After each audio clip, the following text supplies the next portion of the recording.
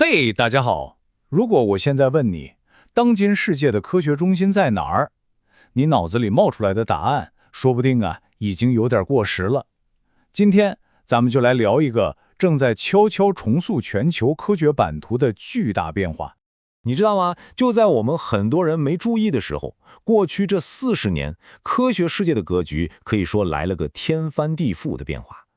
那些我们以为的传统强国正面临着新的挑战，一个大惊喜已经出现了。咱们来看这张图，哇，这一目了然了。蓝线是美国，红线是中国。你看1980年那会儿，美国差不多贡献了全球40%的科学论文，妥妥的霸主。但是你看这几十年，蓝线一路下滑，而红线呢，简直是坐着火箭往上冲。就在这儿，2010年代末，一个历史性的交叉点出现了，红线正式反超了蓝线，这绝对是一个时代的转折点。所以说，中国的崛起可不只是简单的数字增长，这背后是一个规模空前的转型。咱们接下来就看看这个转型到底有多厉害。这张图就更有意思了，它就像一场科学界的赛跑。你看看这条非常醒目的红线，就是中国。80年代的时候它还在榜单的最底下，几乎看不见。但它一路狂飙，超过一个对手，到2005年就冲到了第2，然后在2020年成功登顶。同时呢，像美国、英国、日本这些老牌的科学强国，排名反而都往后挪了挪。好，看到这儿，我猜你心里肯定在犯嘀咕，发表了这么多论文，这只是在拼数量吗？那质量怎么样呢？没错，这问题问到点子上了。论文多就一定代表科研水平高吗？这到底是不是一个纯粹的数字游戏呢？答案可能让你大吃一惊。看这个数字35，这是什么意思呢？意思是截至2022年，全世界那些最顶尖、最精英的科学期刊上发表的论文里，有35%都来自中国。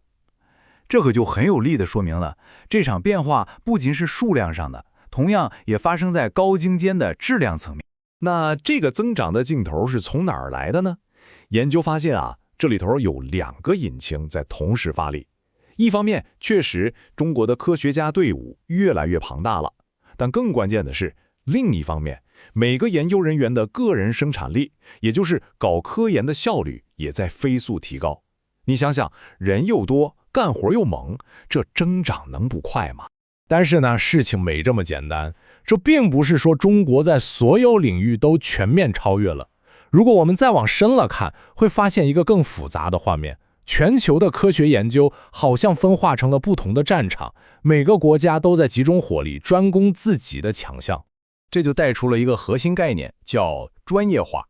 咱们可以看到一个非常有意思的现象，就是中美两国好像在科学上走了2条不同的赛道。美国呢，把重点放在了和我们健康息息相关的生命科学领域，而中国则在工程技术和物理科学这些硬核领域大步向前。这张图就把这个分化给咱们画出来了，你看非常直观。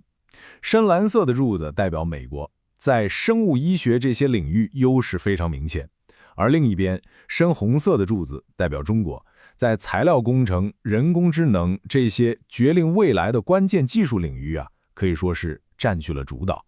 这其实也反映出两国在国家战略和发展重点上有着非常不同的考虑。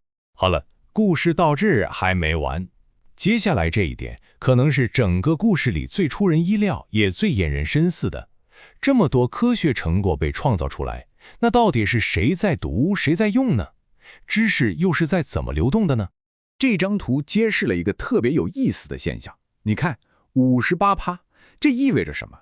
意味着就算是中国最顶尖的研究成果，超过一半的引用还是来自中国国内的学者。这说明中国的科研成果在很大程度上还在一个内部的圈子里流转，还没有说完全的融入到全球科学界的大对话当中去。所以这就引出了一个核心的观点，一个有点矛盾的现象。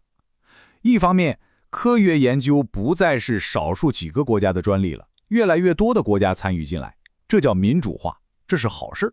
但另一方面，知识的交流和使用好像又被国界给隔开了，形成了好几个圈子，这就是碎片化。所以这就给我们留下了一个巨大的问号。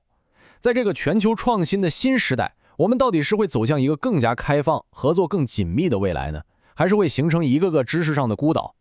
未来知识的流动到底是会推倒这些墙，还是会让墙变得越来越高呢？这个问题值得我们每一个人去思考。